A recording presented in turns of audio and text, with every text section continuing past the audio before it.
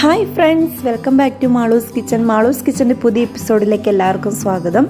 അപ്പോൾ നാട്ടിൽ നല്ല മഴയാണെന്നൊക്കെ അറിയാം, ഇവിടെ നല്ല ചൂട് സമയമാണ് കേട്ടോ ഇപ്പം. അപ്പോൾ ഞാനിന്ന് റെഡിയാക്കാൻ പോകുന്നതൊരു ഐസ്ക്രീമാണ്. നമ്മുടെ വീട്ടിലുള്ള ഇൻഗ്രീഡിയൻസ് മാത്രം യൂസ് ചെയ്തുകൊണ്ട് നമുക്ക് റെഡിയാക്കാൻ പറ്റുന്ന നല്ല അടിപൊളി ഒരു ഐസ്ക്രീം. ഞാൻ റെഡിയാക്കുന്നത് മാംഗോ ഫ്ലേവറിലാണ് കേട്ടോ. അപ്പോൾ ഈ മാംഗോ ഐസ്ക്രീം എങ്ങനെയാണ് റെഡിയാക്കുന്നത് നമുക്ക് നോക്കാം.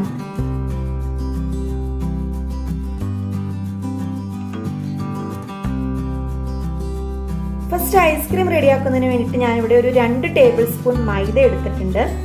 നിങ്ങൾക്ക് മൈദയ്ക്ക് പകരം വേണമെങ്കിൽ ഗോതമ്പ് മാവ് യൂസ് ചെയ്യാം, അല്ലെങ്കിൽ കോൺഫ്ലോർ യൂസ് ചെയ്യാം. ഇതിലേക്ക് ഞാനൊരു 1/4 കപ്പ് വെള്ളം ഒഴിക്കുകയാണ്. 1/4 കപ്പ് വെള്ളം ഒഴിച്ചിട്ട് ഇത് നല്ല പോലെ ഒന്ന് മിക്സ് ചെയ്ത് വെക്കാം. ഒട്ടും കട്ടയില്ലാത്ത രീതിയിൽ ഒന്ന് മിക്സ് ചെയ്ത് വെക്കാം.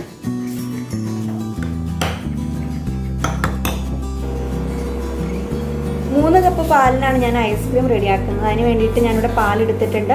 അപ്പോൾ നല്ല കട്ടിയുള്ള പാലാണ് കേട്ടോ എടുത്തിരിക്കുന്നത്. ഫസ്റ്റ് പാല് നല്ല പോലെ ഒന്ന് തിളച്ച് വരട്ടെ. അപ്പോൾ ഇടയ്ക്ക് നമ്മൾ ഇളക്കിക്കൊണ്ടിരിക്കണം. അപ്പോൾ പാല് പയ്യെ തിളയ്ക്കാൻ തുടങ്ങിയിട്ടുണ്ട്. അപ്പോൾ ഞാനിതിലേക്കൊരു ഇത് കണ്ടോ 1/2 കപ്പ് പഞ്ചസാര ചേർത്ത് കൊടുക്കുകയാണ്.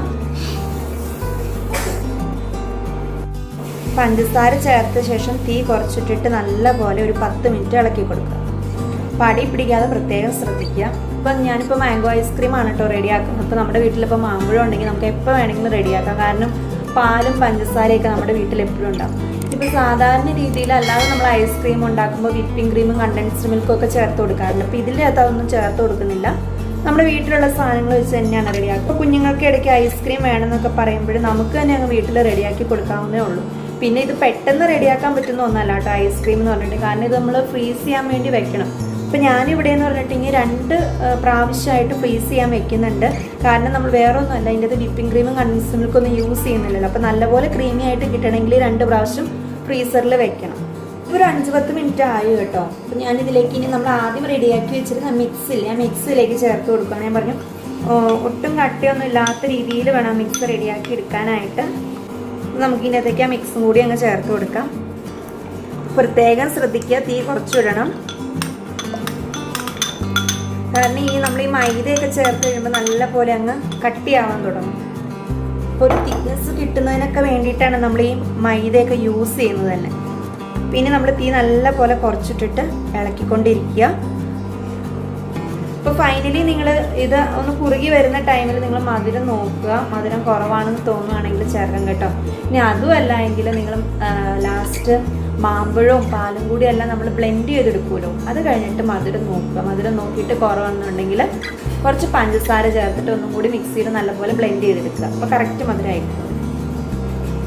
ഇതിപ്പോൾ നല്ലപോലെ കുറുകി വന്നിട്ടുണ്ട് കേട്ടോ. ഈ ഒരു കൺസിസ്റ്റൻസിയിൽ നമ്മളിങ്ങനെ കുറുക്കിയെടുക്കണം. എന്നാലാണ് നമ്മുടെ ഐസ്ക്രീം നല്ലപോലെ ക്രീമി ആയിട്ട് കിട്ടുള്ളൂ. ഇനി ഫ്ലെയിം ഓഫ് ചെയ്തിട്ട് നല്ലപോലെ തണുത്ത ശേഷം നമുക്ക് മിക്സിയുടെ ജാറിലിട്ട് ബ്ലെൻഡ് ചെയ്തെടുക്കാം. ഇപ്പോൾ പാലിൻ്റെ മിക്സൊക്കെ നല്ലപോലെ ചൂടാറിയിട്ടുണ്ട് കേട്ടോ. അതെ ഇത് കണ്ടോ, ഇപ്പം നല്ല ഈ ഒരു തിക്കായിട്ടുള്ളൊരു കൺസിസ്റ്റൻസിയിലാണ്, നല്ല ക്രീമി ആയിട്ടുണ്ട്. നമുക്കിനി ഇത് ഈ ജാറിലേക്ക് ഒഴിച്ച് നല്ലപോലെ ഒന്ന് ബ്ലെൻഡ് ചെയ്തെടുക്കാം. അപ്പോൾ തണുത്തും കൂടി കഴിയുമ്പോൾ ഒന്നും കൂടി ഒന്ന് തിക്കാവും. അപ്പോൾ നല്ലൊരു ക്രീമി ആയിട്ട് കിട്ടിയിട്ടുണ്ട് നമുക്ക്. ഇനി ഞാനിവിടെ 1 കപ്പ് മാമ്പഴം എടുത്തിട്ടുണ്ട്, അതും കൂടി ഇതിനകത്തേക്ക് ചേർക്കുവാണ്.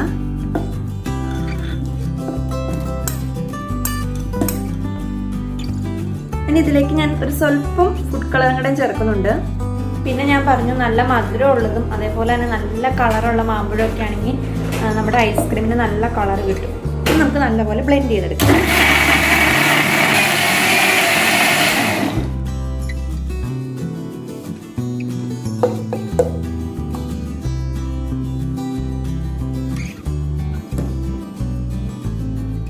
നല്ലൊരു കൺസിസ്റ്റൻസിൽ ഇത് കണ്ടോ, നല്ല ക്രീമി ആയിട്ട് ഇവിടെ അടിച്ചെടുത്തിട്ടുണ്ട്. ഇനി നമുക്കിത് ഒരു കണ്ടെയ്നറിലോട്ട് മാറ്റിയിട്ട് നമുക്ക് ഫ്രീസറിൽ വെക്കാം. ഇനി നമുക്കിത് നല്ലപോലെ ടൈറ്റായിട്ട് അടച്ചിട്ട് ഫ്രീസറിൽ ഒരു 6 മണിക്കൂർ വെക്കാം. ഇനി ഇതൊരു 6 മണിക്കൂർ കഴിഞ്ഞിട്ടുണ്ട്. അപ്പം നമുക്കിനി ഇത് മിക്സിയിൽ ജാറിലിട്ടിട്ട് ഒന്ന് ബ്ലെൻഡ് ചെയ്തെടുക്കാം. അപ്പോൾ ഇത് ഉണ്ട്, ഇത് നല്ല പോലെ സെറ്റായി കിട്ടിയിട്ടുണ്ട്. ഇത് കണ്ടില്ലേ. നമുക്കിനി ഇത് മിക്സിയിലൊന്ന് ബ്ലെൻഡ് ചെയ്തിട്ട് ഒരു 8 മണിക്കൂർ അല്ലെങ്കിൽ ഒരു ഓവർനൈറ്റ് നമുക്കിതൊന്ന് വയ്ക്കാം.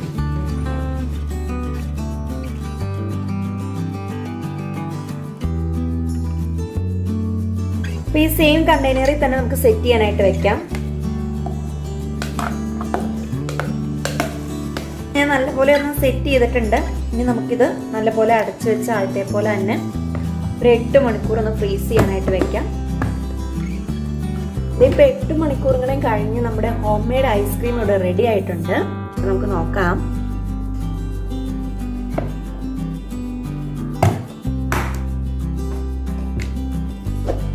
നല്ല സെറ്റ് ആയിട്ടുണ്ട്.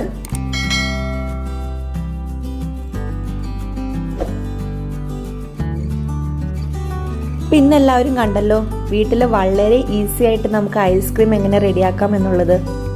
എല്ലാവരും വീട്ടിലൊന്ന് റെഡിയാക്കി നോക്കുക. ഇഷ്ടപ്പെട്ടിട്ടുണ്ടെങ്കിൽ ലൈക്ക് ചെയ്യാനും ഷെയർ ചെയ്യാനും മറക്കരുത്. അതേപോലെ എൻ്റെ ചാനൽ ആരെങ്കിലും ആദ്യമായിട്ടാണ് കാണുന്നതെങ്കിൽ സബ്സ്ക്രൈബ് ചെയ്യണം കേട്ടോ. ഒപ്പം തൊട്ടടുത്തുള്ള ബെൽ ബട്ടണിൽ ഓൾ എന്നുള്ള ഓപ്ഷനും കൂടി ഒന്ന് എനേബിൾ ചെയ്തേരെ. അപ്പോൾ അടുത്ത ദിവസം മറ്റൊരു വീഡിയോ ആയിട്ട് വീണ്ടും കാണാം. അതുവരേക്കും ബൈ.